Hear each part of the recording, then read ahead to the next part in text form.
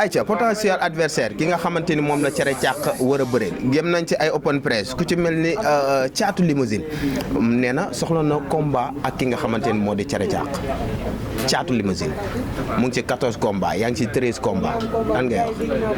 non caatu limousine bu ma laajee est-ce que juumul est-ce que jaawlewul wax beneen cere càq mais caatu limousine du wax cere càq bii de laajal leen ko ba xam ba pare man loolu bala ma see tontu foog ngeen laajal ko mu leer. parce que dafa di retour am la bëgg a defaat Thiès ginnaaw bi nga xamante ni nii demoon na Dakar ñëwaat fi nga xamante ni moom moo di Thiès ma proposé ko ay adversaire ku ci mel ni cere càq ku ci mel ni am nogoy ku ci mel ni keneen ak keneen mu ne ku ci ñëw baax na sama retour laa bëgg a defaat Thiès ginnaaw bi nga xamante ni jox nañ ko building daan na ko jël bu set wecc daan nga ki nga xamante ni moo di Mor Sarr combat bëgg nga ko waaw wala déet. non pomme de moroom mi neew biscuit ak mburu yemuñu biscuit mën da ànd ak soos. cere càq mburu la. loo ko booleel mu dem. moom laaj leen ko ba xam. ndax avant maa ngi Mor Sarr. am na mbër bu doon ma fi laaj. ma laaj ko ba xam moom est-ce que ñeme na ma.